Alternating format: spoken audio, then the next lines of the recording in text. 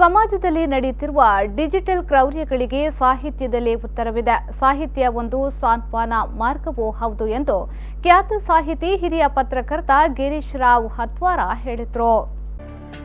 ದಕ್ಷಿಣ ಕನ್ನಡ ಜಿಲ್ಲಾ ಕನ್ನಡ ಸಾಹಿತ್ಯ ಪರಿಷತ್, ಸುಳ್ಯ ತಾಲೂಕು ಕನ್ನಡ ಸಾಹಿತ್ಯ ಪರಿಷತ್ ಸಮ್ಮೇಳನ ಸ್ವಾಗತ ಸಮಿತಿ, ಎಲಿಮಲೆ ಸರ್ಕಾರಿ ಪ್ರೌಢಶಾಲಾ ಹಿರಿಯ ವಿದ್ಯಾರ್ಥಿ ಸಂಘದ ಆಶ್ರಯದಲ್ಲಿ ಎಲಿಮಲೆ ಸರ್ಕಾರಿ ಪ್ರೌಢಶಾಲೆಯಲ್ಲಿ ನಡೆದ ಸುಳ್ಯ ತಾಲೂಕು 24ನೇ ಕನ್ನಡ ಸಾಹಿತ್ಯ ಸಮ್ಮೇಳನವನ್ನು ಉದ್ಘಾಟಿಸಿ ಅವರು ಮಾತನಾಡಿದರು. ವಾಸ್ತವ ಜಗತ್ತಿನಲ್ಲಿ ಪ್ರಶ್ನೆಗಳಿಗೆ ಉತ್ತರ ಹುಡುಕುತ್ತಾ ಇದ್ದೇವೆ. ಆದರೆ ನಮ್ಮ ಪ್ರಶ್ನೆಗಳಿಗೆ ಉತ್ತರ ಹುಡುಕುವ ಜಗತ್ತು ಸಾಹಿತ್ಯವೇ ಆಗಿದೆ. ಸಾಹಿತ್ಯಗಳು ನಮಗೆ ಸಾಂತ್ವನ ನೀಡುವ ಮಾಧ್ಯಮವಾಗಿದೆ ಎಂದು ಹೇಳಿದರು. ಅದಕ್ಕೆ ಹೇಗೆ ಮುಖಾಮುಖಿ ಆಗಬೇಕು ಅಂತ ಒಂದು ಪ್ರಶ್ನೆ ಪ್ರತಿಯೊಬ್ಬರನ್ನು ಕಾಡ್ತಾ ಇರುತ್ತೆ.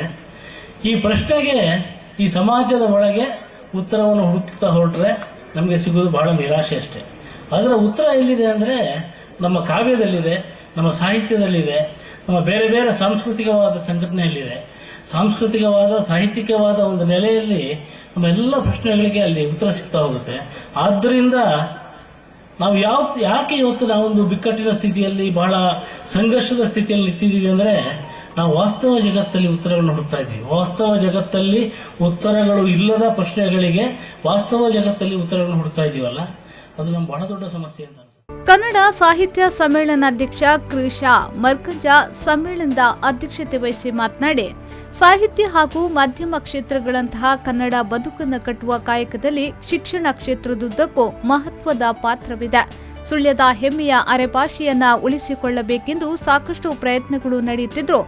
ಅದಕ್ಕಾಗಿ ಅಕಾಡೆಮಿಯೇ ಸ್ಥಾಪಿತವಾಗಿದ್ರೂ ಈ ಭಾಷೆಯು ನಿಧಾನವಾಗಿ ಅಳಿವಿನಂಚಿನತ್ತ ಸಾಗುತ್ತಿದೆ ಎಂಬ ಆತಂಕದ ಮುನ್ಸೂಚನೆಯು ನನ್ನೂರಿನ ಪರಿಸರದಲ್ಲಿ ನನಗೆ ಗೋಚರಿಸುತ್ತಿದೆ. ನನ್ನ ಆಸುಪಾಸಿನ ಮನೆಗಳಲ್ಲಿಯೇ ಯುವ ಗೃಹಸ್ಥರು ಭಾಷಾ ಕೀಳರಿಮೆಗೆ ಒಳಗಾಗಿ ತಮ್ಮ ಎಳೆಯ ಮಕ್ಕಳೊಂದಿಗೆ ಕನ್ನಡದಲ್ಲಿಯೇ ಮಾತನಾಡುವುದನ್ನು ನಾನು ಕಾಣುತ್ತಿದ್ದೇನೆ. ಸಮುದಾಯದ ಮುಖಂಡರುಗಳ ಮನೆಯೂ ಇದಕ್ಕೆ ಹೊರತಾಗಿಲ್ಲ. ಹವ್ಯಕ ಕನ್ನಡವು ಇಂತಹದೇ ಆತಂಕಕ್ಕೆ ಹಿಂದೊಮ್ಮೆ ಒಳಗಾಗಿದ್ರೂ ದಶಕಗಳ ಹಿಂದೆ ಇದ್ದ ಸ್ಥಿತಿ ಅಲ್ಲಿಗೆ ಸ್ಥಗಿತಗೊಂಡಂತಿದೆ. ನಾಡಿನ ಹಿರಿಯ ಸಾಹಿತಿಗಳು, ಅನ್ಯ ಕ್ಷೇತ್ರಗಳ ಸಾಧಕರು ಎಳವೆಯಿಂದಲೇ ಕನ್ನಡ ತಾಯಿಯ ಕೈತುತ್ತಿನಿಂದ ಬೆಳೆದವರು, ಇಂಗ್ಲಿಷನ್ನ ಆನಂತರ ಬರಮಾಡಿಕೊಂಡವರು. ಆದರೆ ಈಗ ಚಿತ್ರಣ ಬದಲಾಗಿದೆ. ಶಿಕ್ಷಣವೆಂದರೆ ಹೊಟ್ಟೆಪಾಡಿಗಾಗಿ ಕಲಿತುಕೊಳ್ಳಬೇಕಾದ ವಿಧಿ ಎಂಬ ಭಾವನೆ ಮೂಡುತ್ತಿದೆ ಎಂದು ಹೇಳಿದರು.